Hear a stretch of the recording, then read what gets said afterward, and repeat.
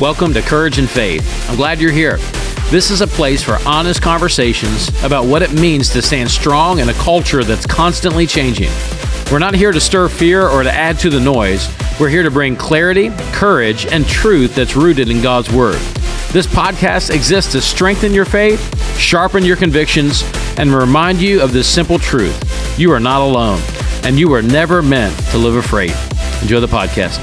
All right, hey, I want to welcome you to the Courage and Faith podcast. It is my privilege to have no stranger to Freedom Life, and hopefully you've heard of him. If not, you're about to. His name is Seth Gruber. He is one of the most influential voices in the pro-life movement, a prophet to the church, has a tremendous ministry, and just wrote a new book that I've been reading that I know will challenge you, encourage you, and bless you, called The Last Stand. Seth, welcome to the podcast. Thanks, Pastor Sam. So fun to be with you, man. The whole title is a little bit more spicy, punch you in the face. Yeah. It's The Last Stand, Christ or Chaos. Yeah. The War for the West. And it has a film that goes with it. So thank you, bro. So I'm going to just get things in motion, set up some questions to let you talk about it.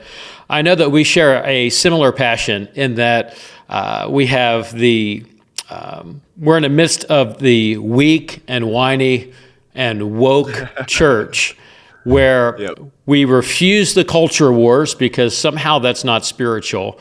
And our greatest and highest virtue is that of niceness, but not biblical kindness. And we are quiet on the issues that matter. And we are literally, as your book talks about, in the last stand. And so why did you write the book? Tell us a little bit about it, and then we're going to dive into it a little more. Yeah, thank you, Pastor Sam. Well, you've screened one of my films before. I think it's called The 1916 Project. And we did that 2 years ago. It's still screening in churches all around the country, streaming on Daily Wire Plus. It's the hidden, shocking history of Planned Parenthood. But the number one response we got, Pastor Sam, to that film, I think we had over 100,000 people come to in-person screenings. Wow. We tracked the numbers, and over 1,000 screenings. And in person, like live screenings. And the number one response, bro, by far, it wasn't close, was, oh my gosh, I've never heard any of this before. It was something like that, like, what in the heck? How did I not know this? A lot of statements like that. And I realized, Sam, I was like, oh my gosh, I was only looking at 20th century stuff. Yeah. Like perversion, hidden agendas, and then, contrasted with like heroes, Christian resistance, baby. And I'm like, if we have forgotten that much just in the last century, I was like, maybe I need to do a book and a film that's looking at like a much broader swath of church history. Yeah. Of like, no, guys, baby killing, drag performances for kids in the public square, gender bending weirdness, elites who really want you to call pedophiles minor attracted persons and normalize adult child sex, the state thinking they're a better parent than you, right? And like driving a wedge between parents and children. And we're just going to hide things from the parents with your kids over here at a public school. The belief that we should project a sexual identity onto minors. Like, dude, every single one of those issues, Pastor Sam, not new. Super, super, super ancient. Yeah. Okay. And the only thing that held the line, the only thing that pushed out that darkness from Calvary, from the resurrection to the year of our Lord, 2026, okay, was the blood-bought bride of Christ, was the local church, the only one that held the line. And I think we say things like, we quote these Bible verses sometimes, Pastor Sam. And there are those certain verses, of them. They're cited so much they become cliches in the culture, right? And one of those is there's nothing new under the sun. Like, we Christians love to say that. And it's true. Of course it's true. But how many of us could actually explain how that's true? Yeah. Well, we'll say, oh, there's nothing new under the sun. Okay, tell me what you mean by that. Because I'll tell you what I mean by that, Sam. They were doing drag performances in the Palais Royal in 1790 with Maximilien Robespierre as they were getting ready to set up the guillotine. They had brothels full of children above the Parisian cafes, dude. during the French Revolution. You could go and you could pay for like sex with a dwarf or a giant. They were into all sorts of weird stuff. And then, of course, 1 in 3 infants were abandoned in Paris during the French Revolution, which is the cradle of the modern left. It's the origin story of the modern left is the French Revolution. Like, I'm like, wait, we don't know any of that stuff. Like, every single thing we're facing is super ancient. What's new is the silence and cowardice of the blood-bought bride of Christ. Yeah. Who's forgotten that for 1900 years, bro, we were the ones fighting all of those manifestations of evil. So in short, that's why I wrote the book and made the film. And we filmed in Rome, Paris, and London. So it's a very beautiful film. That's, I'm really excited about that. I'm loving the book. I'm really looking forward to the film as well. We will host a screening here at Freedom Life, and we'll get you back to Amish land to share as well. And, I think we share a similar passion. I've been teaching through the book of James. We call it Monday Morning Faith. And I took some elements from your last book in relation to, we call June Life Month, and so try to promote in those different ways. And I gave a little bit of a history of what you're talking about with Planned Parenthood, Margaret Sanger, and some of those things. And I try to hit it every so often because it is such a foreign concept. It's all out there in the open. It's really obvious if we're willing to look, but it's in many ways that hidden history. And I love the fact that you took this further, not just from our modern age, but going throughout history and showing how it's new days but old demons, to quote Driscoll on that. And so you argue in the book, in part, is that America is at a tipping point and that neutrality is not an option.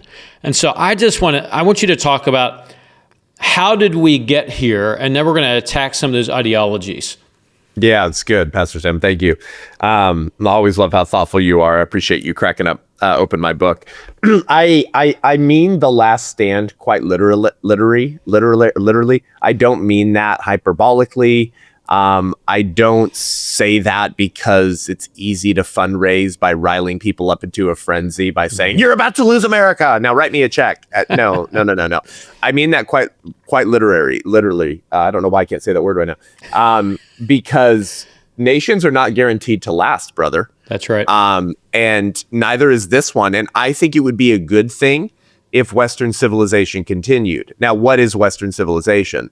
Well, before the lesbian tenured feminist professors in our university started using the word Western civilization, we used to just call it Christendom. Yeah. You realize that? So like people used to just say Christendom. That's what everyone for centuries after the fall of Rome, right? And the conversion of the barbaric nations to Christianity. And Christianity is no longer a network of little house churches writing letters in the night, but it's a guiding force in culture broadly. That's what we mean by Christendom. That unleashed the biggest, like the most human flourishing we've ever seen this side of eternity. Eventually, of course, resulting in this thing called America. Yeah. But of course, Christendom has the word Christ in it. And so at some point, the pagan lesbian feminists are like, I don't want to say that word. It has the word Christ in it. And so we started using the word Western civilization. And of course, for anyone who is, semi-aware of the culture wars, Pastor Sam, this has been a chant in university campuses for decades. Mm-hmm. You've heard it. It goes like this. Hey, hey, ho, ho, Western civ has got to go. Okay. Why? Because it's the byproduct of Christendom. Yeah. Well, what do we mean by Western civilization? We mean the kind of values, virtues, and moral truths that we take so for granted. Western civilization is when you breathe in the trace particles of Christianity that are invisible. We breathe them in equally, don't realize we're breathing them in. And then we speak like a Christian, whether we know it or not. There's this interesting agnostic Brit, and believe it or not, I am answering your question. I'm a weird homeschooler. It takes a long time to answer a question. There's an interesting agnostic Brit, Sam, right here named Tom Holland. I recommend your listeners check out this book. It's quite long. It's called, you can see all my dog ears. It's called Dominion, The Making of the Western Mind. Again, agnostic Brit. Celebrated historian, New York Times best-selling historian. And he's one of those historians where he writes books and they read like novels, right? But he's a very good writer. And the premise of this book is, let me summarize it in my homeschool way, okay? Hey, you dum-dums. You think you're woke? You're talking about like women's rights, lifting up the foreigner and the widow and the orphan. You idiots. That language doesn't exist without Christianity. Let me remind you, agnostic Brit. And the whole book starts at Calvary and goes all the way through the Beatles and the woke movement. And the argument of the book is basically you live in Christendom, whether you know it or not, and whether you want to or not. Wow. All of your moral language that even the left uses doesn't exist without the borrowed Christian moral imagination that infused those virtues in the first place, the tree of which you're trying to chop down. It's the classic, I want to have my cake and eat it too. Yeah. His main contention is that he's like, the rule of law, moral values, sanctity of life, equality of the sexes. You think that goes back to the Greek and Roman philosophers? That goes back to the New Testament and Christianity. Okay, so that's Western civilization. I think it would be a good thing if Western civilization continued. Why? Because of the tradition and inheritance of beauty, goodness, and truth for my children. Yeah. For the sake of the proclamation of the gospel, Pastor Sam, and the furtherance of the kingdom of God. I love it how my friend Bill Federer says it. The most important thing is to preach the gospel. The second most important thing is to protect your freedom to do the most important thing. Yeah. And America is the strongest adherent of the Western conservative tradition. And I'll say this as well, Pastor Sam, we're the most powerful child of the Reformation. Yeah. Now, England, our mother, was the most powerful child of the Reformation. And now they're about 20 years out. They're in the future, 20 years ahead, screaming at us a warning about civilizational replacement. And so this kind of gets to your question now about like, how did we get here? There was an Oxford anthropologist and ethnologist named J.D. Unwin, who wrote a book in 1934. Is that 92 years ago? Yes, 92 years ago, called Sex and Culture. And what's interesting about this, brother, is you've noticed this, right? When someone with all the right credentials and academic bona fides that usually would qualify one to have a qualified opinion and be quoted by the New York Times, if someone has all those qualifications and academic bona fides, but they reach conclusions that are a threat to secular liberalism and the false promises of the sexual revolution, then you have to bury that person. Who did they do this with? Peter McCullough. Mm-hmm. Peter McCullough. They've done this with all of the academic research on the link between abortion and breast cancer. Oh, we can't let women know that. If they kill their babies, they're probably going to get breast cancer. So anything that is academically robust and comes with all the qualifications, but if it reaches conclusions you're not supposed to reach in our post-Christian liberal society, then you got to bury it. Yeah. They did this with this guy. You would think what I'm about to tell you, bro, would be taught in every university campus, but it's not. And when I went viral on Instagram telling telling Instagram what I'm about to tell your listeners, it went over 3 million views, and then boom, they shut it down. And I got meta-verified fact check, saying that I was incorrect about what I was saying. J.D. Unwin, 92 years ago, released the most shocking study, in my opinion, that ought to be the most humbling, sobering reality for pastors and for Christians. He looked at 86 civilizations over 5,000 years. Now, Christians believe the world's about 6,000-ish, years old. So most of human history, 86 different civilizations. And Sam, he asked the question, what causes civilizations to rise and thrive? And what causes civilizations to decline and fall? And his findings were historically ruthless and incredibly consistent. There was not one exception to this rule. Ready? Here we go. Remember, 86 civilizations over 5,000 years, no exception to this. Societies that coupled prenuptial chastity with absolute monogamy, so don't have sex before you get married and only have sex with your spouse after you get married, and basically spit out dragon slayers. Mm-hmm. Societies that coupled those and kept them together for a long, long time created the most culturally energetic, powerful societies in human history. He said it was these societies that gave us the best art, architecture, furniture, buildings, culinary, like food, best food, the best families, the strongest standing armies. In all ways, they exceeded all other cultures, which is interesting. Think about that, because the feminists and the lefts are like sexual freedom, right? That was the whole thing. Bra burning, free the nipple, Woodstock 1969, Roe versus Wade. We need to be able to kill a baby, because that's how much sexual freedom I require, is to actually kill the product of my sexual freedom. That's been the whole promise of the entire left, Sam. And they were saying that this would release energy. This would bring us into a golden age. It's the total opposite. Sexual continence actually releases the productive culture building energy that you need to have a productive society. Now, what else did he do, Sam? He looked at the inverse. Okay, now it's about this big, Sex and Culture. It's a big fat book, and it's very boring because it's a study with his methods and conclusions and everything. But if you can get through it, your life will change. He looked at the inverse. Societies that codified total sexual freedom, which is interesting. He meant there was a legal aspect to it, right? Yeah. He was talking about the codification of it. It's not just like, Will and Grace and Friends happen to be popular sitcoms, and so there's some cultural changes happening. Yeah. He said, no, not necessarily just that. It's when your culture has changed so much that it's reflected legislatively. So once a society codifies, and this is his word, not Seth's words, okay? Total sexual freedom. Then within 90 to 100 years, if they don't do anything to right the ship, they're done. Wow. Bye-bye. And he said at that point, they were replaced, Sam, by another civilization that still possessed great social energy, cultural energy. And there was not one exception to that rule. Let me say that again for your listeners.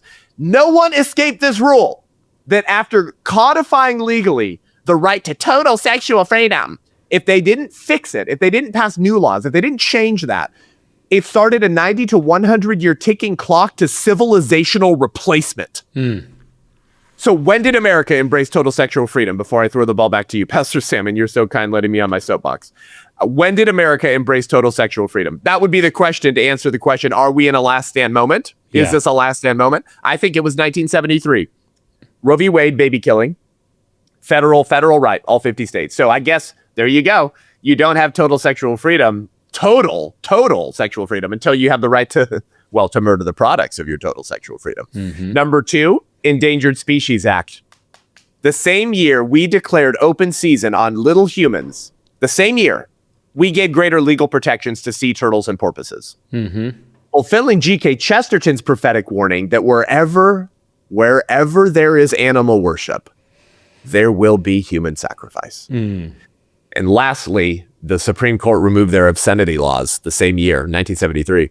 And that, for the first time in American history, Sam, it became legal to sell, ship, and mail porn. Free porn. Legal porn. No longer obscene. You can do that. Here, you want to buy a porn magazine? So because I don't listen to Andy Stanley, and I'm not unhitched from the Old Testament, to me, those 3 things, Sam, can I tell you this? Those 3 things sound a lot like Moloch, Baal, and Ashtoreth. Yeah, 1,000%. And I think that those listening would be wise to lean in, read the book, digest what's happening, because it's revival or bust. We're either going to have a great awakening. That's right. In the midst of the great falling away, nothing is promised. Too often I've had discussions where people say, hey, but Sam, just relax. Culture, it shifts. The pendulum will swing back. Yeah. The problem is the Overton window is now all the way over here, and we're accepting such a vile wickedness culturally and even within the church. So let me set it up for the next part, and you can share and just continue on. We're called to be salt and light, and I'm in a Pentecostal charismatic strain or movement in part, and so evangelism is the highest priority, which is beautiful and wonderful, and it's happening all over the world. And Amen. I believe that is so important, but the tension within all that is Jesus told us to go into all the world and make disciples, and not merely converts. And so in my world where I'm in, we celebrate, man, with this many hands go up and this many things, and it's really awesome. Yet we take a step back, and I look 20 years removed, and it's like, how is our culture much more vile and wicked than it was over the last 20, when we've seen all these people make decisions to follow Jesus that never made decisions to follow Jesus. Now, this is not a soteriological discussion within that, but I think we're in this tension in this moment where I know Eric Metaxas calls it the worship of evangelism. And I'm evangelistic. I love lost people. I want to reach the world for Jesus, but I don't want to just reach the world and lose the church where we're preaching to the choir. We have to, because the choir doesn't know the songs anymore. And we have to actually begin to preach to the choir. And so Ryan Burge, this is a long setup for the question, but Ryan Burge had something that he shared recently in relation to where we are statistically within the context of the church and how bad things are. And it really it coincides with what we see from what's the pollster's name? It's very famous. Barna, thank you. What we see from Barna. And he made a statement. Ryan made a statement that I thought was really important. He said, what we're going to see in the next 5 to 10 years is so drastic, it'll be like falling off the cliff. And none of us are ready for it. And now we've watched the decline of the church. We've watched the decline of, the mainline churches are woke apostate, not all of them, but, in general, woke apostate, synagogue of Satan. You'd be hard pressed to find a legitimate Bible believing, church within the Episcopalians, Lutherans. I know they exist, but they're very few and far between, and kind of go from there. But we see them closing at a rapid rate. Like there's about 150 Methodist churches in my region that have the potential to close because they've been fighting back the LGBTQ sex cult, where literally the leaders over these movements, I had this discussion with a church we just planted. He was talking with someone in his church, and his pastor said, hey, leave our church, go to this guy's church that we just planted. He's like, because my overseer in the Methodist movement is actually mandating that I preach a social justice message at least once every month. So not only are they saying we want to go this way, but they're saying we're going this way, hell or high water, bankrupt the church, you guys all leave. So there's about 150 more churches in our region that have the potential to shut down because they won't go along to get along. So I share all that to say that we're called to be salt and light. We pretend that we're winning. We have a few large conferences and churches and all those things, but we're being invaded by Islam, and we're so scared to say anything that would be offensive that we're on the brink of a societal collapse. Now, I don't believe that is that I'm being extreme. I believe that's actually provable, and I think your book speaks to that. So I ranted for a minute. What is our responsibility? Because we're like, hey, you know what? We just preach Jesus. We just love people. We just avoid all these controversial issues. And we're saying, okay, that doesn't work. We have proven that doesn't. We're not saving people from anything. We're just applauding them as they go along faster to hell, thinking that they've come to Jesus. So help us understand this moment. Yeah. You know what, bro? It reminds me of something John Stuart Mill said. He's one of those guys who it's like a broken clock is right twice a day. Okay, Sam? Got a lot of things wrong.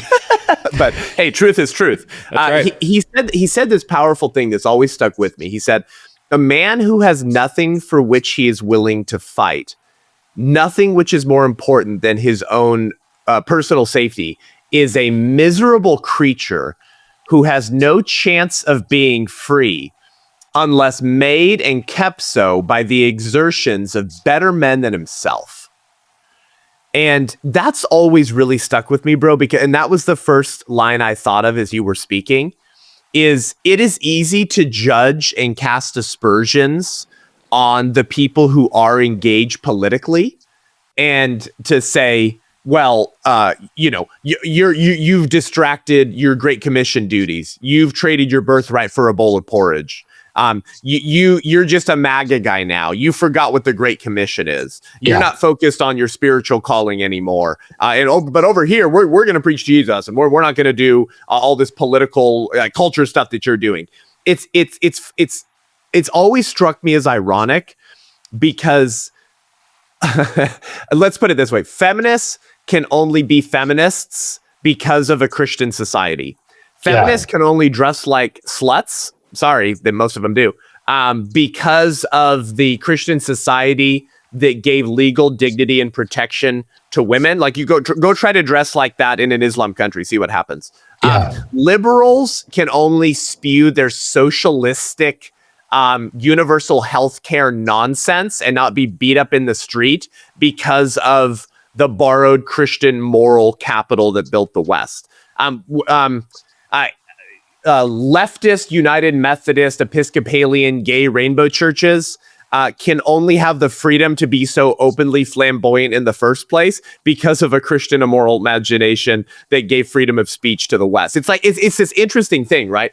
And so it's easy for people to say the kinds of things that you're saying that we encounter all the time. Why? Because of the fighters who bled and died to give you the freedom to spew such nonsense in the first place. Yes. And so we are in this interesting position where I think there is a growing number of believers and patriots who do know what time it is.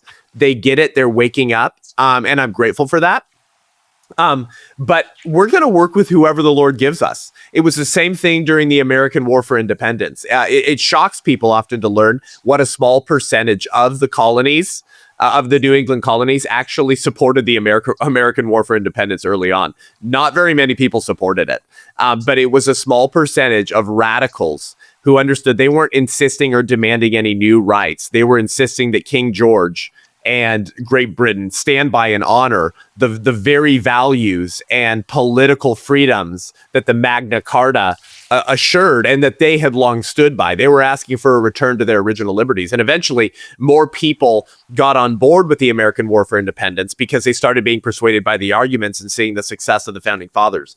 And so it's interesting moment that we're in right now. All of these sort of, you either have the gay churches, you have the I'm not political, I just do Jesus churches. And then you have people like you, Pastor Sam, who are actually, and others, right, who are saying, like, this is our duty, this is our responsibility. And so I think a lot of it goes back to a misunderstanding of the commandment that Christ gave his church, which you mentioned earlier, right? People are saying, well, we don't do politics, we just do evangelism. Evangelism, saving souls, come on. And I'm not going to put a hindrance to evangelism by talking about issues that are quote unquote political. I think that's a complete misunderstanding. And I think I try to handle that in my book about, like, what actually is the job of the church, because I look at the opening chapters of the Bible, brother, and I see that the first job description given to human beings is the cultural mandate or the dominion mandate. To be fruitful, multiply, fill the earth and subdue it, exercise dominion, and then dominion's repeated over and over again.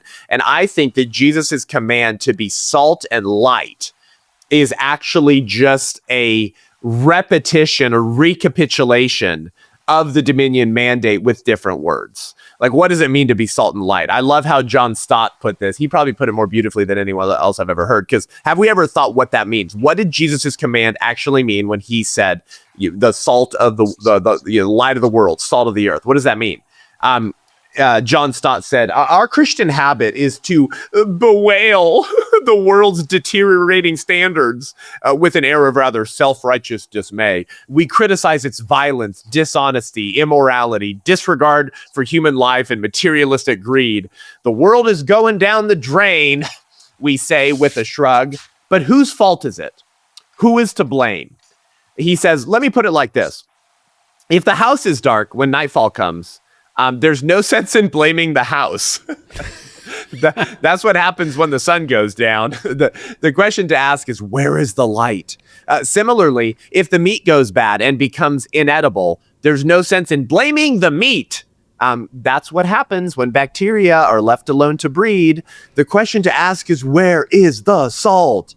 Just so, if society deteriorates and its standards decline until it too becomes like a dark night or a stinking fish, there's no sense in blaming society, because that is what happens when fallen men and women are left to themselves and human selfishness is left unchecked. The question to ask is, where is the church? Why are the salt and light of Jesus Christ not changing and permeating our society? That's how John Stott put it. I think that's beautiful.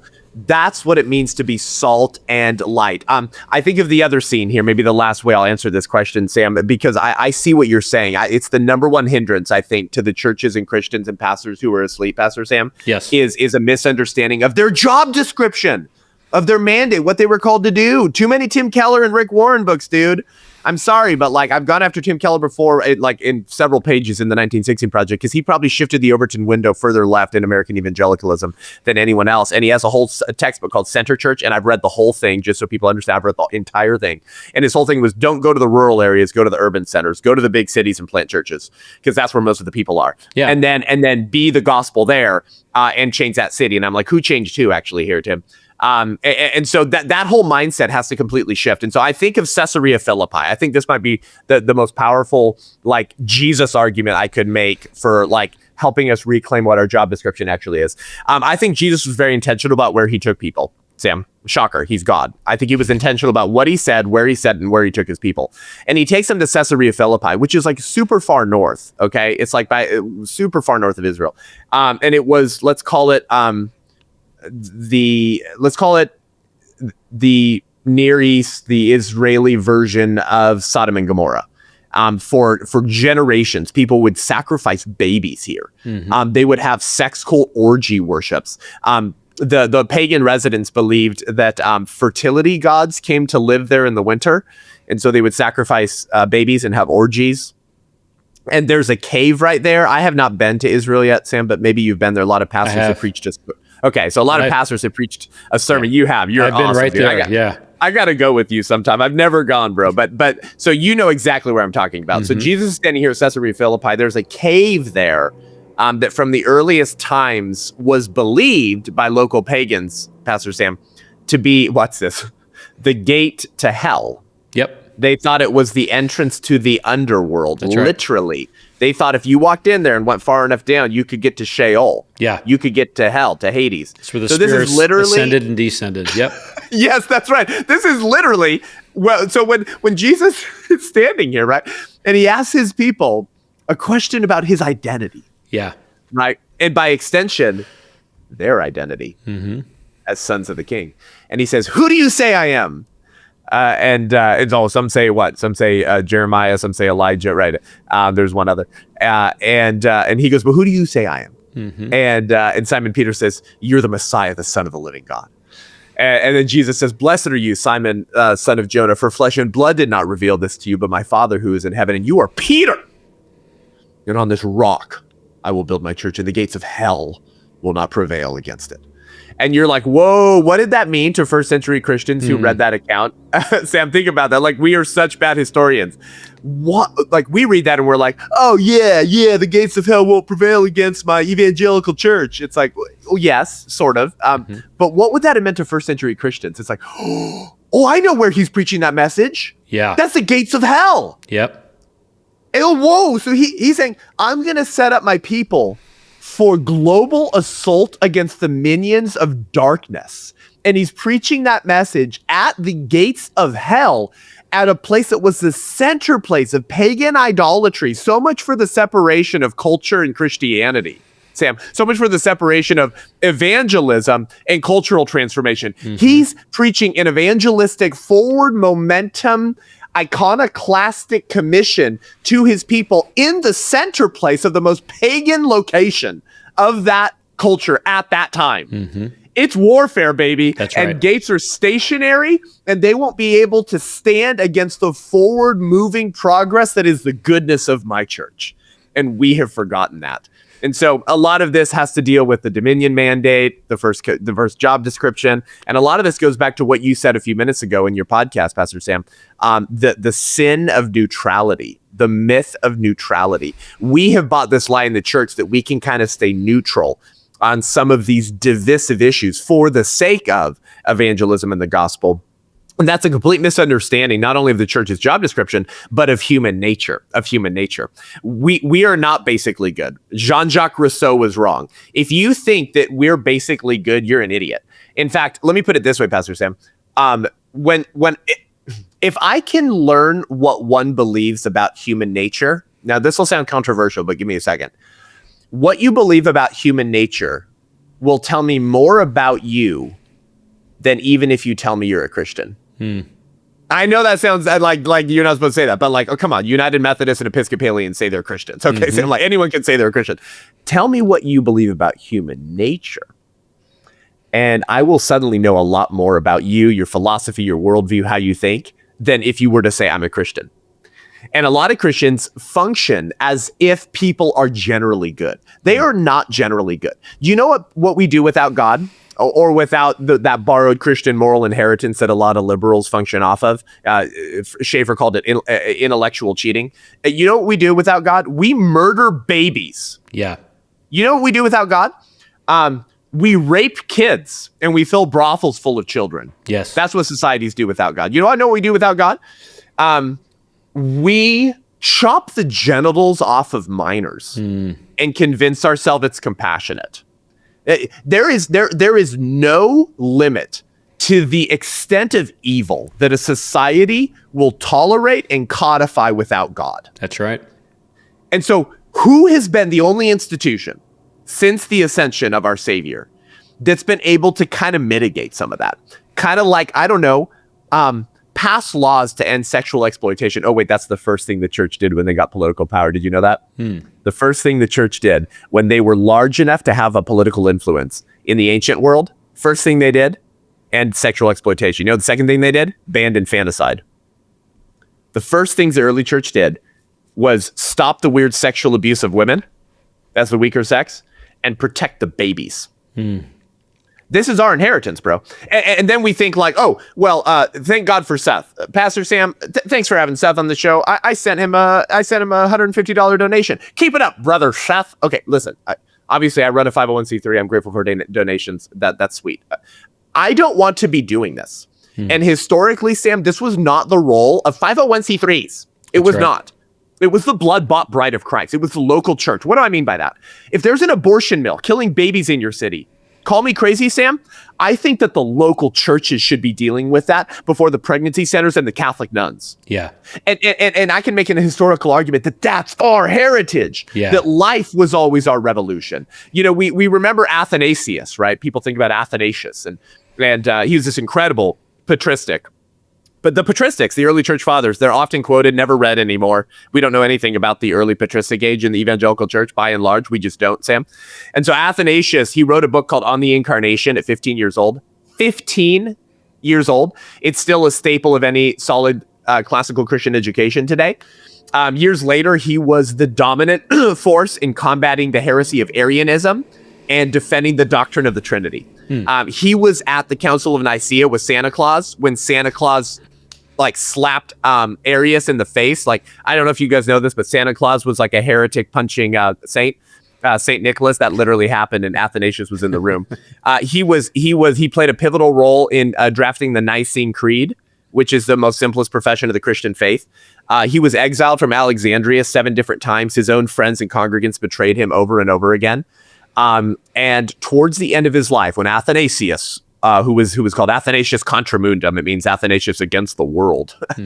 Towards the end of his life, Sam, according to oral tradition, because of the burning of the library at Alexandria, if your listeners know about that, it's one of the greatest losses in Christendom, is when the library at Alexandria burned. We lost so much knowledge. There are things that we don't know today because that library burned. Wow. But according to oral tradition, this story's been told for centuries. In Alexandria, Egypt, which used to be Christian and now it's not, and we'll get to Islam in a second, okay? Don't worry, we'll get there. He preaches a message on the incarnation. This is what he's been preaching for his whole life. He wrote a book about it at 15 years old. In John chapter 1, the Word became flesh. But in Greek, Sam, it's the Logos became flesh, and he has made our dwelling amongst us, right? Which is so powerful because in the ancient Roman world, the concept of logos was the most important concept to Roman philosophers and statesmen to make sense of their political republican rights. And so they thought logos, meaning logic, rationality, and the ability to speak, is what made one a person. And so obviously it is what separates us from the animals, right, Sam? Like the dog doesn't have logos, the dog can't speak, animals speak, so we have rational accountability, moral accountability. But they didn't think that unborn babies had logos. They didn't think infants had logos. They didn't think toddlers had logos. Watch this. They didn't think slaves had logos. And how about this? They didn't think most women had logos. Well, hold on. That's pretty much everyone except the freeborn Roman male. And so when you read a Cicero, when you read a lot of the church fathers who talked about this, this was the dominant concept in ancient Rome. It's what they cared the most about. If you had logos in how they defined it, you were a person. If you didn't have logos, you were not a person. Okay. So abortion, infanticide, it was the doctrine called paterfamilias. It means that the father basically can treat anyone in his family however the heck he wants to. And they don't have actually any rights whatsoever. Pretty wicked. And so now think about the scandalous nature of John chapter 1. There's like the logos. We're talking big L logos. We're talking the logos. He is the divine logic of the universe itself. He has so much logos, bro, that when he opened his mouth one day, the Milky Way came out of it. He has so much logos that when he spoke, animals popped out of the dirt. That's a lot of logos. That's a lot of logic and rationality that you can speak things into being. And this is what John is writing in chapter 1.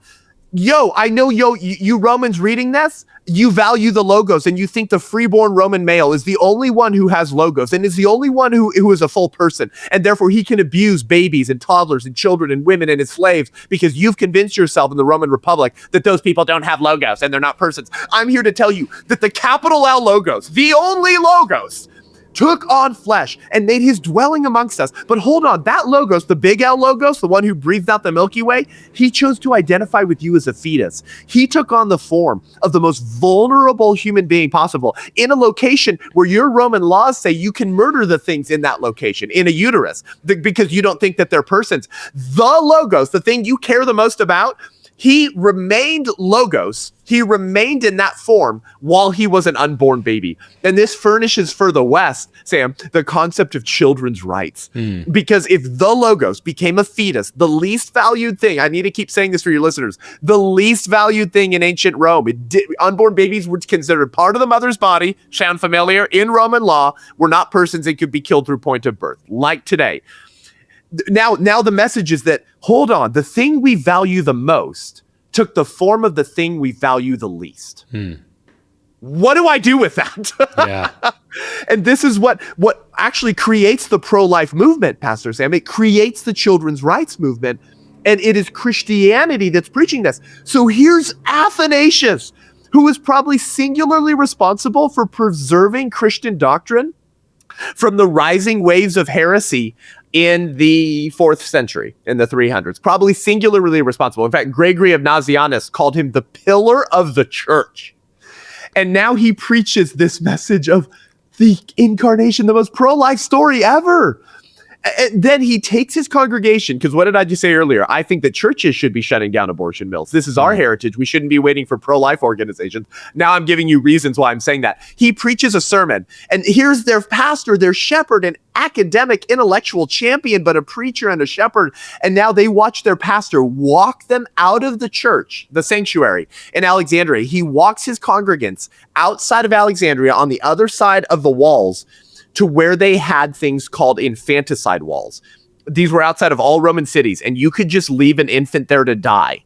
Okay, they were set aside places to kill babies, kind of like an abortion mill. Wow. And it was legal, it was respectable, it was expected that if your baby had a cleft lip, if the dad wanted a boy but he got a daughter, it was expected you would just go leave a baby on a wall that was set aside to abandon infants.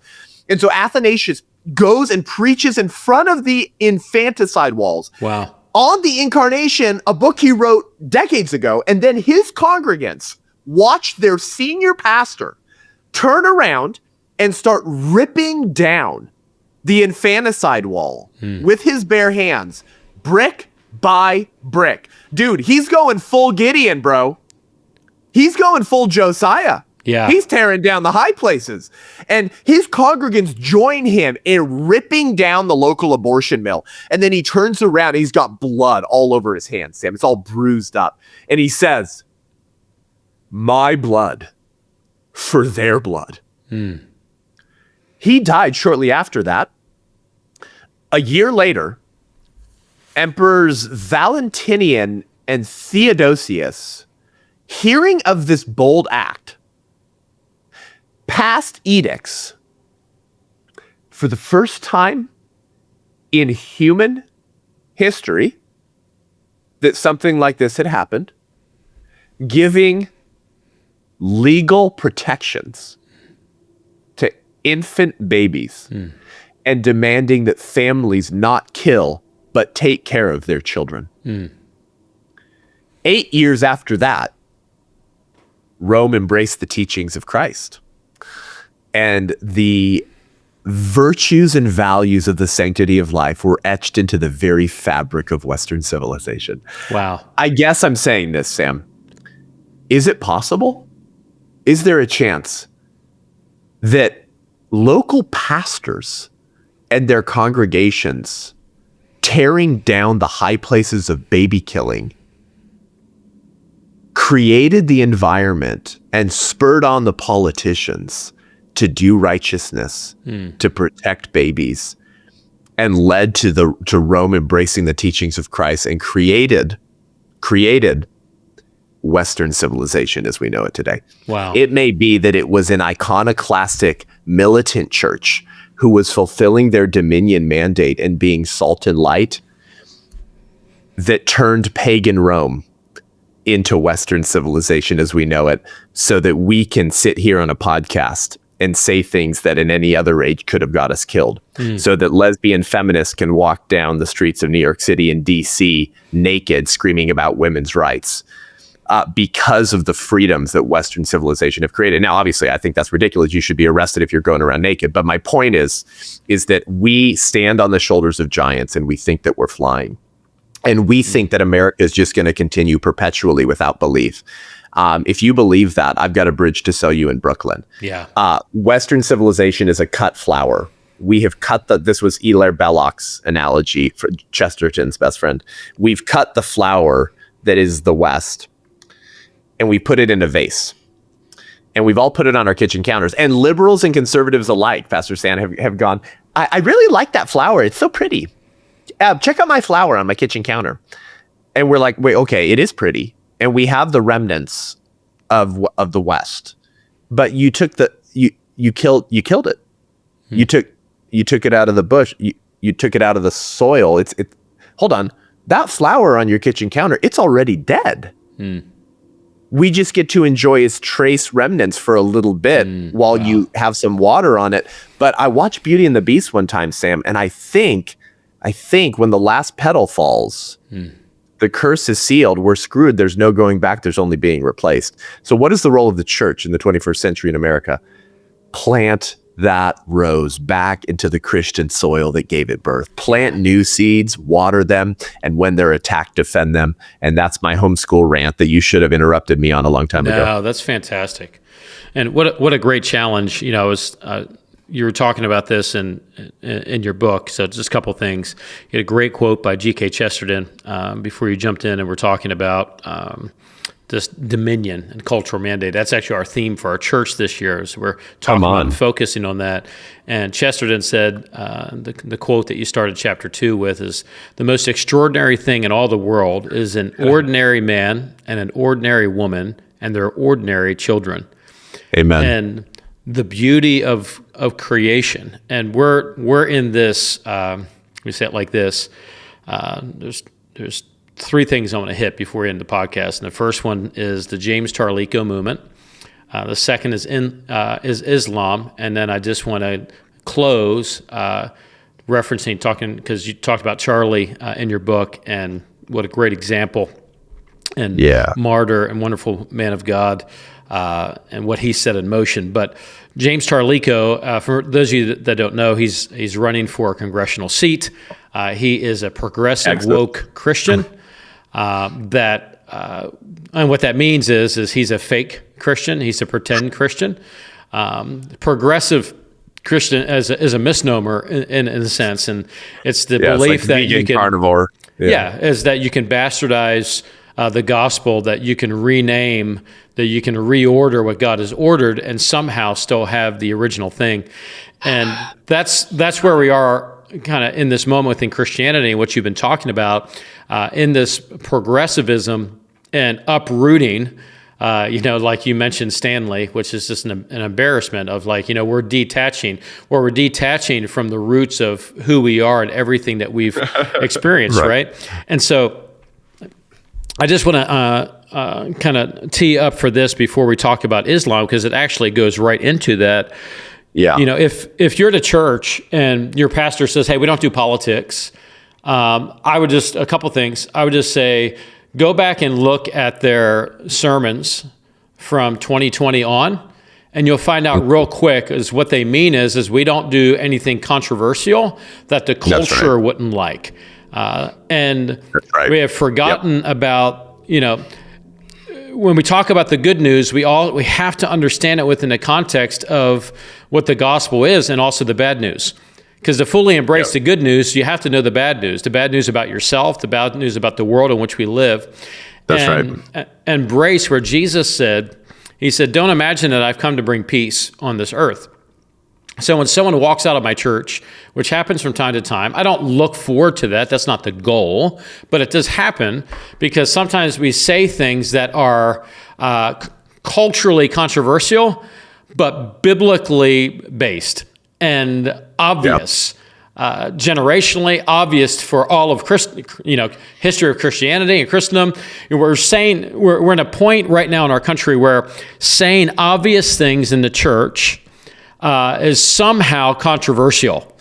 And people have been flocking to our church because where they are going, what they're listening to, they refuse to say obvious things, or they say the obvious things, but they couch it in such a way that they're almost apologizing for the truth that ultimately sets people free.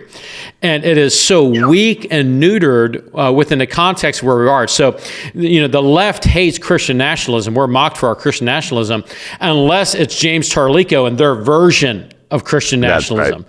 And I just want to bring that up, but I just let me say a few final things within that, and then you can speak to it, and then we'll pivot. Not hard because it actually leads us to Islam and why we're being conquered. But I just want to say to you, we should love everyone. But if you have to couch every time that you say truth and saying, "Hey, I just want to let you know, I love everyone," but you have a fundamental misunderstanding of what love is. Of what biblical love and fidelity to Scripture is. Because truth is loving. It may seem harsh. It may be uncomfortable. It may not. But when we talk about, Molech worship and Ashtoreth, and we talk about the immorality, and we say these things, and it's like, but we want to win these people. Yes. And the prophets from old until today still won the people by preaching the good news of Jesus and saying, turn from your sin.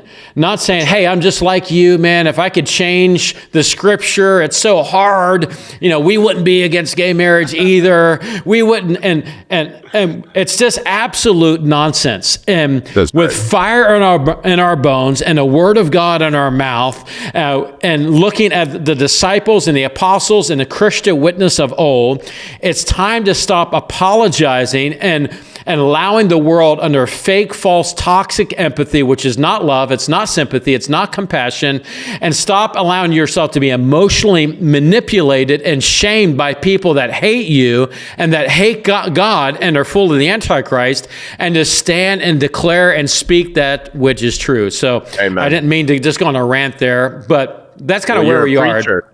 You're a preacher, bro. Yeah. You got me all fired up. Here's the only thing I'll add to that. We were trying, you and I together were working on helping people see how we got this framework wrong, this framework of cultural engagement of one framework says, I'll only speak as much truth as the spirit of the age allows me to, lest I cause a questioner to leave the pews or lose my 501c3 status. And then the other framework says, I will preach the full counsel of God graciously and boldly and not pull my punches, and I'll let the chips fall where they may. Yeah. Because at the end of the day, I don't bring the conviction of the Holy Spirit. Only the third member of the Trinity can do that. Yes. And we're going to leave the results to him. Yes. So two different frameworks. And how did we get this mixed up? How did we get mixed up of what our duty is as a church? The Great Commission, okay, create disciples, as if the second part doesn't matter, teaching them to obey all that I commanded you. All authority in heaven and on earth has been given to me, says Jesus. So he has all the authority down here right now. Pastor Sam. Do we believe that? So maybe here's one other way we could try to come at that, and I'll make this brief. Love your enemies and pray for those who persecute you. You ever heard that one, Pastor Sam? Mm-hmm. Amen. I didn't mean to say that in a gay way. It's the words of Christ, but we all know that that's used as a way to silence and castrate courageously bold preaching men. It reminds me of something Chesterton actually said, Sam. He said, 9 times out of 10, the coarse word is the word that condemns an evil, and the refined word, the word that excuses it. So, okay, what does that mean? Love your enemies. The word enemy in the Bible, Pastor Sam, is actually 2 different words. 2 different words in Greek whose meaning is completely different. Well, first there's the Latin. It's in hostis, or hostis, meaning public enemy, like the enemy of the state or a collective group, or like the enemies of mankind. And then the other word is inimicus, which means a private or personal enemy, like an adversary, someone who's unkind. I don't know, the Karen in HR that you don't like, the bully on the playground. And then in the Greek New Testament, Sam, it's the same difference that we see. Again, what am I saying? 2 different words for enemy, 2 different definitions. In the Greek New Testament, polemis is a public enemy, and it's derived from the word for war. And then echthros is a private enemy found in Matthew 5:43, love your enemies and pray for those who persecute you. It uses the word echthros. It refers to personal antagonists. And that distinction is totally lost, bro, in English translations where both words are simply translated as what? Enemies. It's just in the English, we just use the one word. But the implications of that distinction are quite massive, I think. Yeah. For the church in America and for our castrated pastors who almost never lift a finger to defend their people or their country from enemies. So when Christ commands us to love our enemies, he uses the word for private enemy.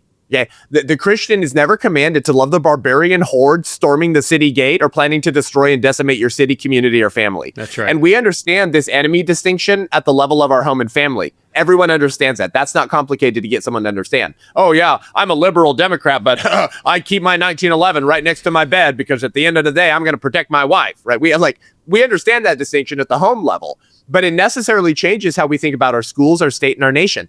I guess I'm saying we have to learn how to love and hate correctly again. Yeah. No, that's very good.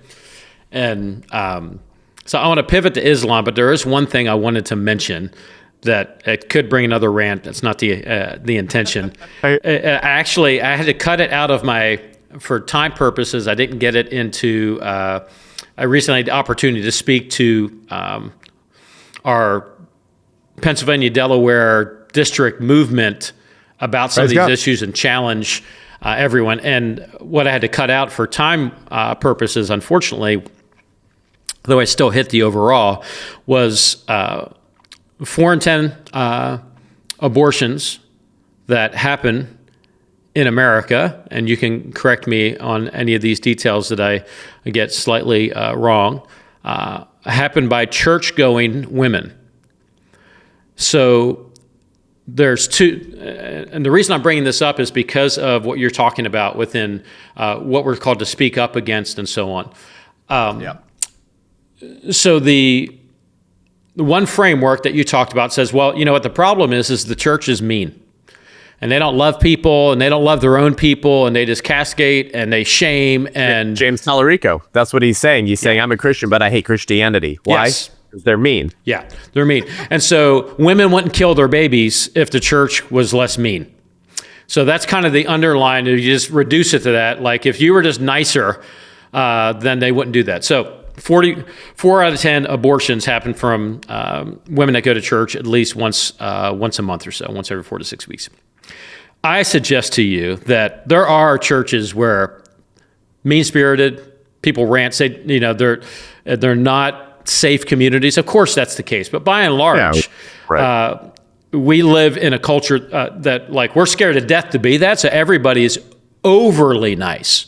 There's a fear of that. So we won't even call truth in that moment. I suggest to you that the reason that 40% of all abortions happen within the church is not because the church is mean, but the church has lost its prophetic voice and will not teach to obey, will not teach the truth, the fear of the Lord, which is the beginning of wisdom, that would turn the hearts of the people. And judgment begins with the house of God. If we can't even clean the house of God and have a fear of the Lord that says, you should not kill your baby for any reason, we'll be with you, but it begins with that, then what else will we not say? And is there any wonder why we are in the place that we are in our country? Is because the church, we've hit the Titanic. We are at the last stand. We're on the brink of chaos, and we're still saying the reason that is because we're not nice enough. And I'd say the reason that is because we don't love truth, which means we don't love God, and we won't speak those things.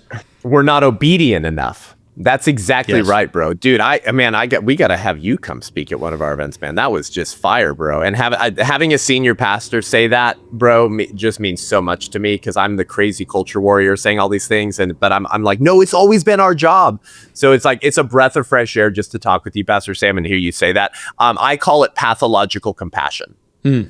Chesterton, sorry, he's my favorite dead papist.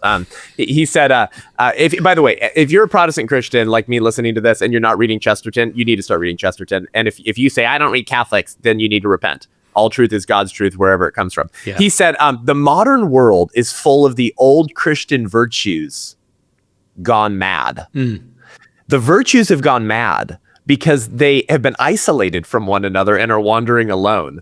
Thus, some scientists care for truth, and their truth is pitiless. Thus, some humanitarians care for pity, and their pity, I am sorry to say, is often untruthful.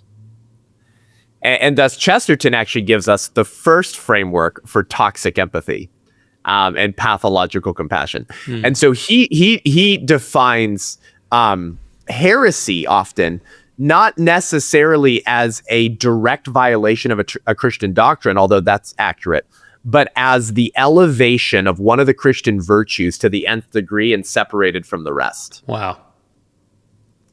So I'm compassionate. No, you're not, James Tallarico. You're a freaking demon. Yeah. You were asked on TV, what are your favorite things? And you didn't skip a beat. You said trans kids.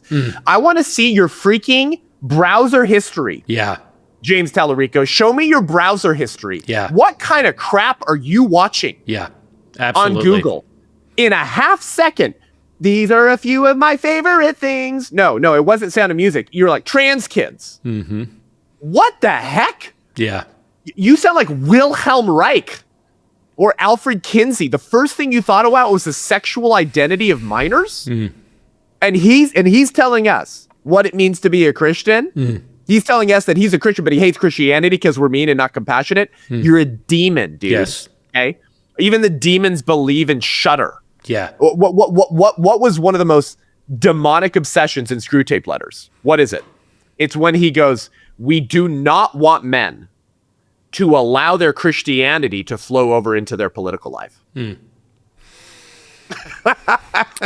Just segment it, which in the case of Tallarico is not the case, right? He wants his paganism to flow over into political life. That line from Screw Tape is an indictment on the I don't do politics, I just do Jesus churches. Yeah. Who will be the reason that the West dies. Yeah. Not because evil is new, but because the church refused to go outside. So that's why at the White Rose Resistance, and I just launched the White Rose Action, which is our C4, to actually get godly men and women elected who will actually pass laws that legally fully protect babies. But at our C3 and our C4, everything we do is by and for the local church. I don't even have Elon Musk donors. I have a bunch of moms and dads giving little monthly gifts. It was launched by the local church for the local church. So the church will reclaim her heritage. And I want to shut down the company, the organization. I want to shut it down, dude. Yeah. In 5 years, I want to be able to call you up, Sam, 5-10 years. I don't know how long it'll take. If the Lord moves and revival, he pours out his spirit on his church again. I want to be able to call you, bro, and be like, dude, I just shut down the White Rose Resistance. Yeah. Because there's like thousands of local churches around the country shutting down abortion bills. That was why I launched this, to awaken the church. I don't need the ministry anymore. That's always been the goal because it's always been our heritage. So unless the church flatulent becomes the church militant, it will become the church irrelevant. Yeah. And that's what the Last Stand film and book is about, guys. It's about our forgotten heritage of Christian resistance against all the same evils we're facing today. Psalm 88:12. Righteousness cannot be done in a land of forgetfulness. Wow. And we live in a land of forgetfulness. Like Simba in The Lion King, we got to remember who we are before we can save our land. So people can go to thelaststand.film to pick up the book and to host a screening of this film at their churches. The only way to watch it this 250th birthday of America for all of 2026 is a church or Christian school that hosts a screening for their people. So thelaststand.film, and we've dedicated the entire book and film to Charlie, who was scheduled to speak at the Last Stand Festival we just had on June 5th and 6th in Denver. And gave the seed money to me to launch the White Rose Resistance. Wow. Well, we honor Charlie's life and his legacy, and you have done a fantastic job in taking the seed, not just from Charlie, but from so many others, and helping birth a movement that's awakening the church. We're going to end on that segment. There's a lot with Islam and all those things, but you tied that so neatly in a bow. And if the church will rise in this moment, if we will truly be kind and steadfast and honor the Lord, and be willing to stand in the midst of persecution and just a culture of decay, then I believe out of the ashes, the greatest awakening move of God and revival that we've seen in our nation's history can occur. And we will see it play out, not just in long services, not just in wonderful worship moments. We'll see it play out in the rescuing of children, and that morality will return to the public square. Seth Gruber, Matt, thanks so much for your ministry. Thanks for your prophetic voice, and thanks so much for being on the podcast. Thank you, bro. Hey, thanks so much for listening to the podcast. My hope is that something in this conversation encouraged you, challenged you, or just helped you to see things just a little more clearly. If it did, I'd love for you to share this with someone who needs it, or just subscribe so we can keep having these conversations together. Keep standing firm, keep walking in faith, and remember, you are made to be courageous.